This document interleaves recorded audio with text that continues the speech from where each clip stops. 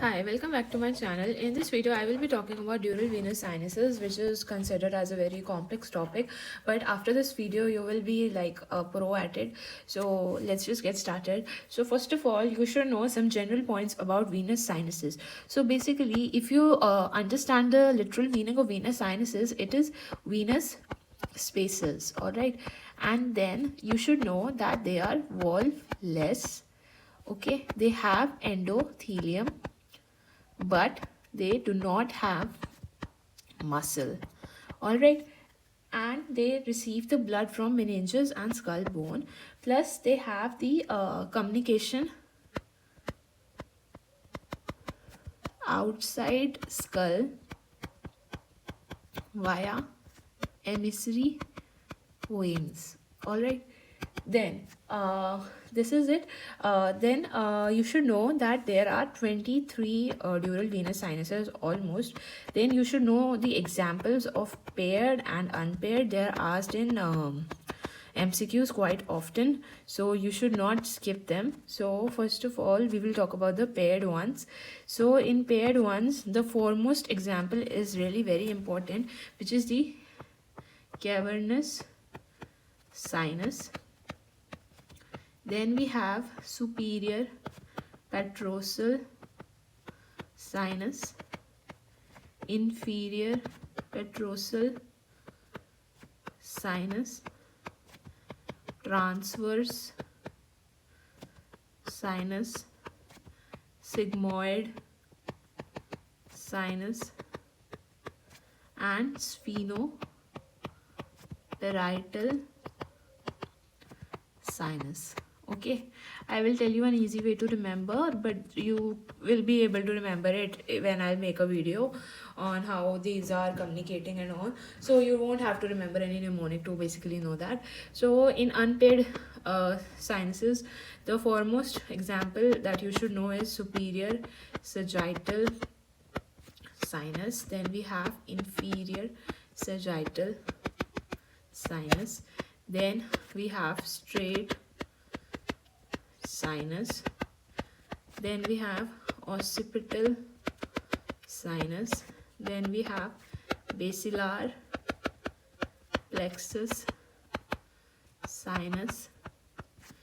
Then posterior and anterior intercavernous sinus. All right, now let's just get going. And now the main part where you need to focus. Okay, so I'll just draw one diagram and it will solve most of your questions. Just follow the diagram how I'm making. Okay, now let's just start. So first of all, you have something like this. Okay, this is our superior sagittal sinus. Okay, I'll be superior sagittal sinus. Okay, then what happens is this has a bend and it goes like this. Okay, now superior sagittal sinus, it is located at the I'll just keep writing also so that you have like double memory of it. So first we are discussing about superior sagittal sinus. Now when I will make a video of dura mater layers and so on, then you will know about falx cerebri and so on. So I'll just make it after a few minutes. So first you watch that video, then you come to this video. Okay, so first of all, see, it occupies upper convex margin of falx cerebri. Okay, just know for now. Okay, then it begins at crista galli. Begins at crista galli. Then it runs upward and backward. See the direction, right? And is triangular in cross section. Then it turns right. Okay, and it forms what we have is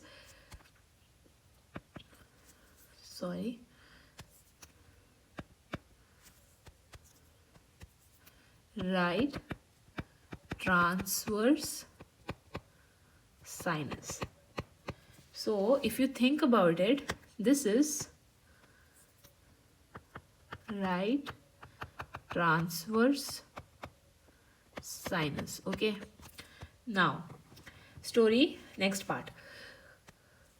Now in posterior one third of the falx cerebri there arises some more sinus, which is inferior sagittal sinus. Okay, and here we have a vein which is the great cerebral vein. Okay, and they both join and they form confluence of sinuses. Okay, then similar fate, it also bends. All right, it also forms transverse sinus. Okay, then goes downward. All right, now let's just label. So I'll just, yeah, so this is inferior sagittal sinus, this is great cerebral vein.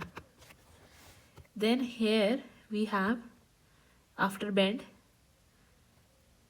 straight sinus. This part is confluence of sinuses.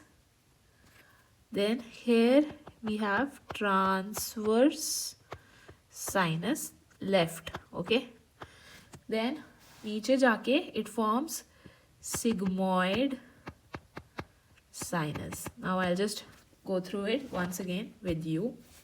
So see, superior sagittal sinus, falx cerebri. Okay, then let's talk about second one.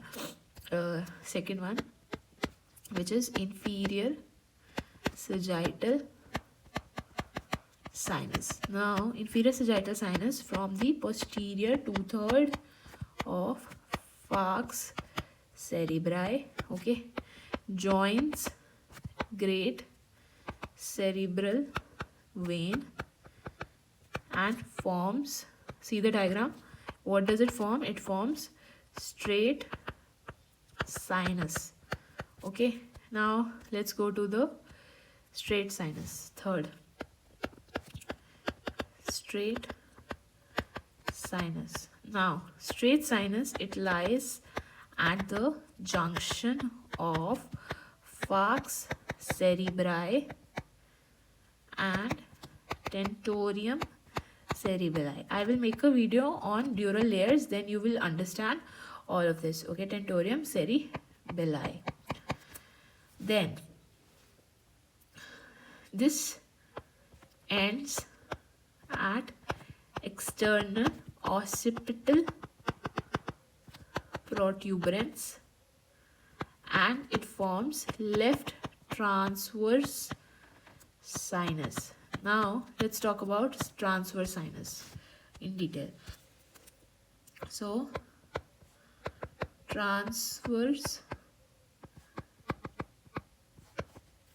now in transverse sinus, know that right is larger than left in size. Now transverse sinus, now you should know right is the continuation of superior sagittal sinus and left is the continuation of straight sinus, or straight sinus, which came from inferior sagittal sinus. Now in the diagram only, just see left transverse sinus, it bends and forms sigmoid sinus.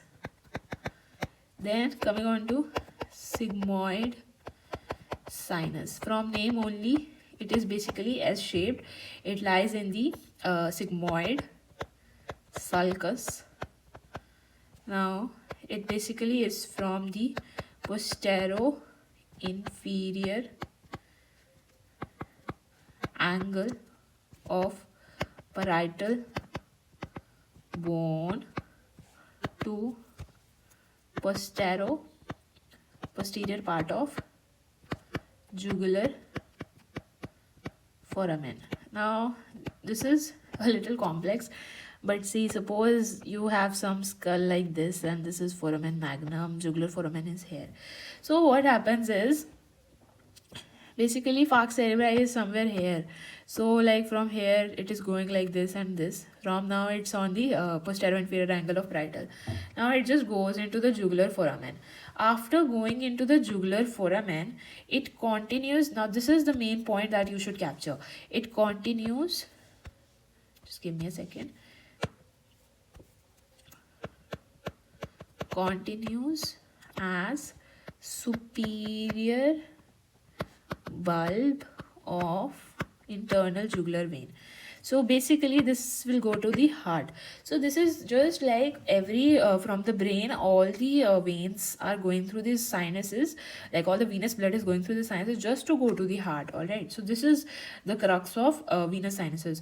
Now talking about another ones, in occipital sinus you can just remember the location, like it is attached at the margin of the falx cerebri. Sphenoparietal sinus, very important. Then I talked about in the communications about superior petrosal and inferior petrosal. So superior petrosal is communicating with transverse sinus, and this is communicating with the superior bulb of IGV. Basically, if I draw here, so what you will get to see is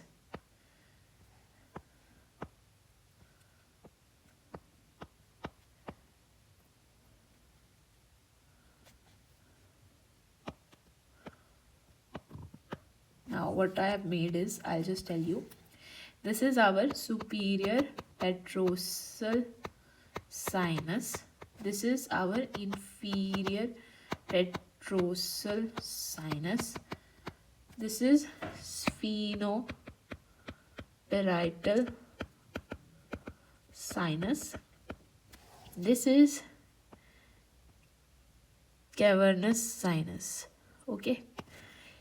So you can see cavernous sinus की communication. How is cavernous sinus communicating with transverse sinus? It is through superior petrosal sinus.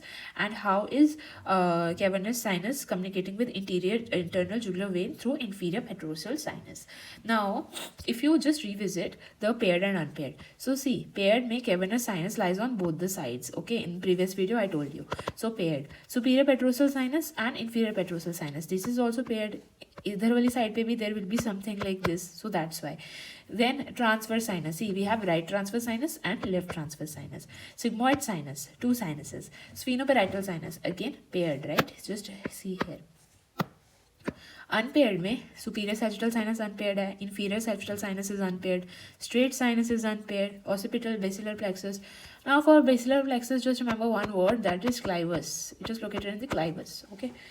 So this is basically the crux of dural venous sinuses that you need to know for any MCQs. So if you like the video, do subscribe to my channel